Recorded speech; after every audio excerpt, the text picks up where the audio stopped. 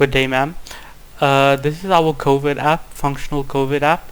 Um, this is our welcome page. Now, on the welcome page, we've tried to keep it clutter-free, and only the necessary information is provided here. This is our home page, in which we have 5 sub-pages: get vaccinated, emergency contacts, COVID information, mapping, and curfew times. In the top right, we have a notification icon that will take you to this page. In the top left, we have a side menu in which you can access throughout the app. In the Get Vaccinated page, you'll be asked to input your required information, and to keep it simple, we've added a drop-down menu so that the user can choose which vaccination site instead of entering it. If you continue, it'll take you to a loading screen and thank you for inputting your information and take you to the relevant website. Under emergency contacts, we have the necessary contacts that are needed in case of emergencies. We have COVID information. Now, in COVID information, we have 3 types of information: COVID-19, COVID-19 variant, and how to manage the symptoms. In the COVID-19 information, we have a broad understanding of what COVID-19 is and how it works directly from the WA World Health Organization website. From COVID-19 variant, we have the Delta variant and Omicron variant. In the Delta variant, we have information about it. We try to keep it clutter-free and not to overload the user with information. In symptoms, we have 3 types of symptoms: common symptoms, less common symptoms, and serious symptoms. In common symptoms, in all the symptoms, we have a list of the symptoms and things that could help you with the symptoms. Not to treat it, but to aid you with it.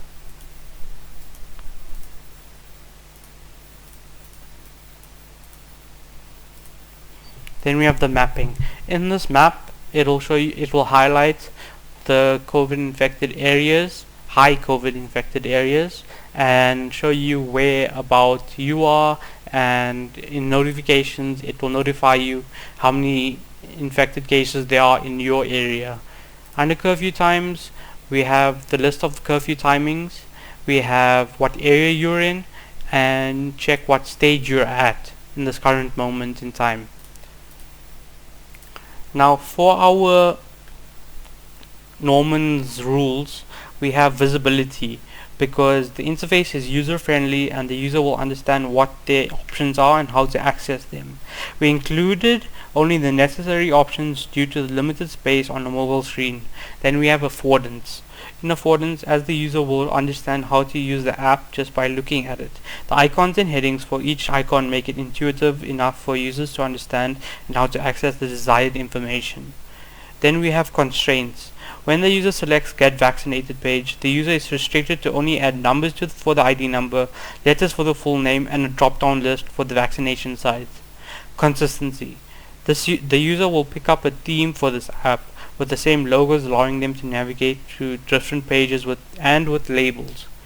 Now, for Snyderman's golden rules, we have strive for consistency, which is our color code, layout, and button sizes, which are consistent throughout the app. We offer informative feedback. When the user clicks continue on the Get Vaccinated page, it goes to a buffering screen, which will thank them and take them to the relevant website. We have design dialogue to yield closure. As a user finishes the Get Vaccinated page, the app thanks the user for continuing. Thank you. Hello, ma'am. I'm Lukman Rams. I'm continuing on from what Keshav was saying. I'll be doing what the different changes we would have applied after the heuristic evaluation.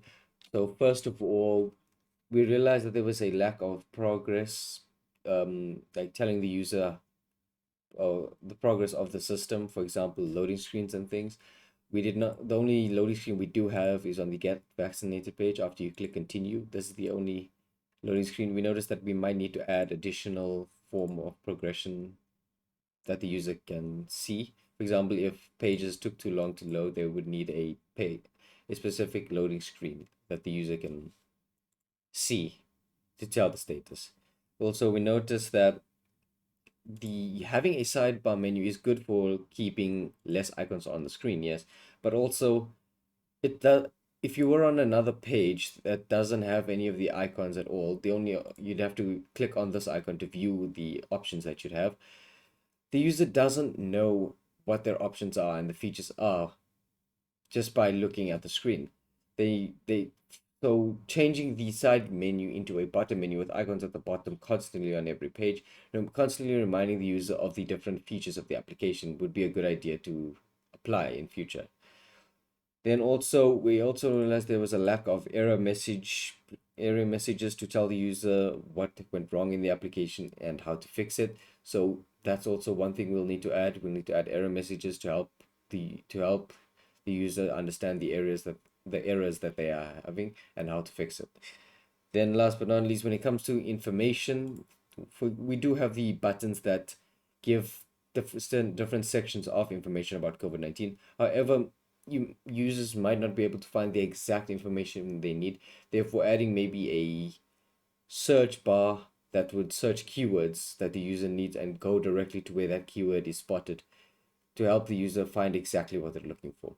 And that's all the changes that I think we found out after the heuristic evaluation. Thank you.